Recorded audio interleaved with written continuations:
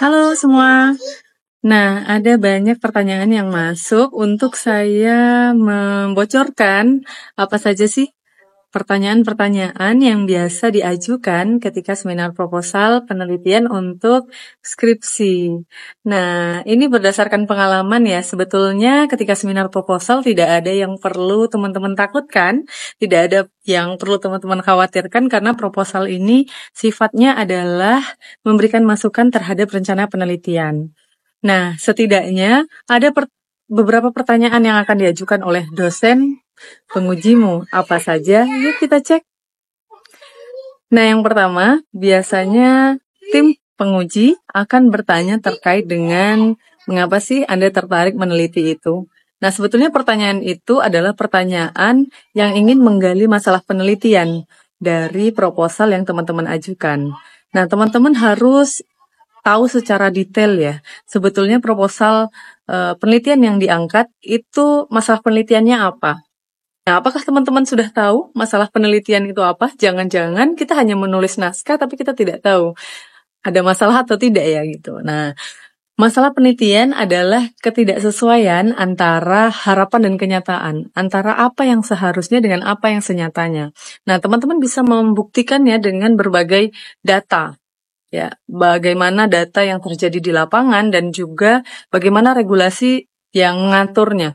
Nah, itu bisa menjadi salah satu cara untuk teman-teman menunjukkan bahwa ada gap yang harus dikaji.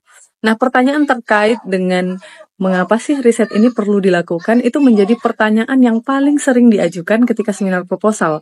Karena pertanyaan ini dimaksudkan untuk menggali informasi dari peneliti, dari Anda, dari teman-teman bahwa penelitian ini memang layak untuk diangkat. Nah, teman-teman harus bisa bedakan antara masalah yang terjadi di sosial dengan masalah penelitian.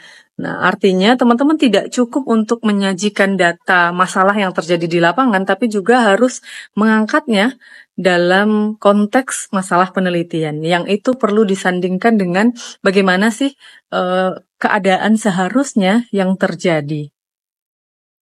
Nah, jadi sebelum seminar proposal penelitian, pastikan teman-teman sudah mengetahui, sudah mencatat nih, kira-kira kalau pertanyaan ini muncul apa jawabannya. Jadi pertanyaan masalah penelitiannya itu apa dan juga kenapa tertarik meneliti soal judul itu. Yang ketiga apa ya? Nah, yang ketiga ini pasti akan berkaitan dengan literatur review.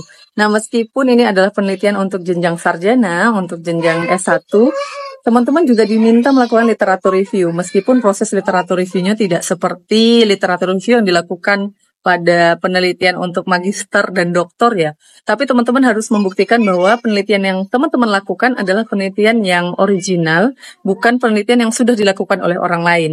Nah, kalau penelitiannya sudah dilakukan oleh orang lain, artinya penelitian yang akan dilakukan ini hanya mengulang hal yang sama. Nah, kejadian itu sebetulnya tidak diinginkan sehingga teman-teman harus mencari nih, apa topik, apa tema yang sudah dikaji oleh orang lain.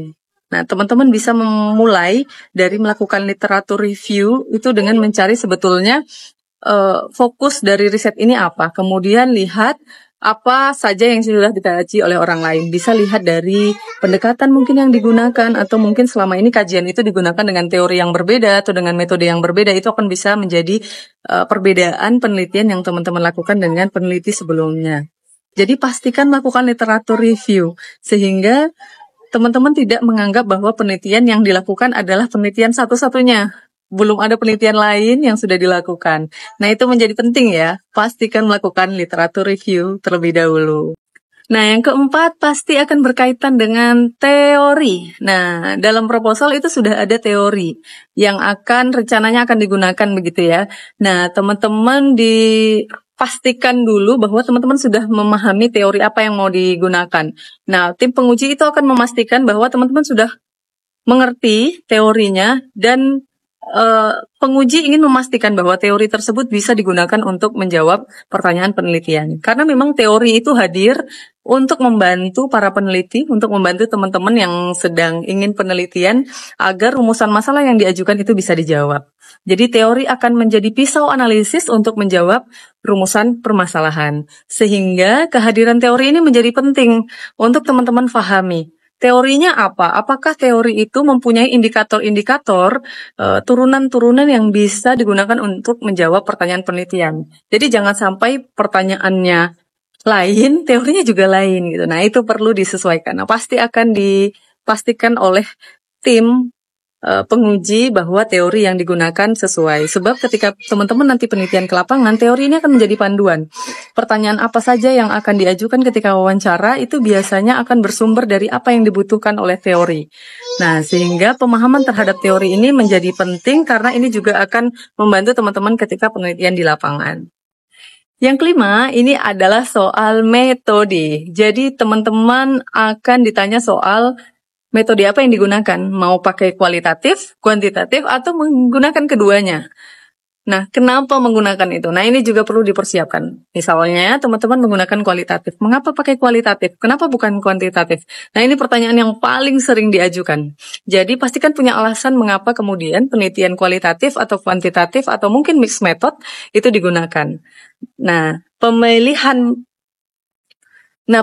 ini tentu saja disesuaikan dengan kebutuhan rencana penelitian yang dilakukan. Jadi metode apa yang mau digunakan itu tentu saja disesuaikan dengan rencana penelitian yang akan teman-teman lakukan.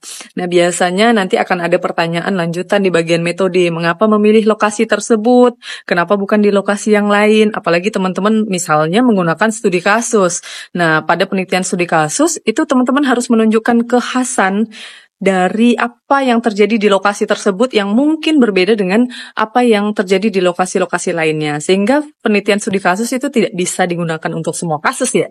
Nah, jadi jangan asal-asal saja memasukkan bahwa ini adalah penelitian studi kasus. Tapi why studi kasus? Kenapa studi kasus? Ada apa dengan lokasi penelitian yang dipilih? Termasuk juga bagaimana mengumpulkan datanya. Nah, tim penguji akan memastikan bahwa pengumpulan data dan analisis data sesuai dengan pendekatan yang digunakan serta metode yang digunakan untuk melakukan penelitian. Nah, mungkin itu 5 bocoran soal pertanyaan atau masukan yang mungkin akan ditanyakan oleh tim penguji ketika teman-teman melakukan seminar penelitian. Tetap semangat dan saya yakin kalau teman-teman mengerjakan sendiri, membuat proposalnya sendiri, ini adalah rencana penelitian dari teman-teman, teman-teman akan bisa mengerjakannya.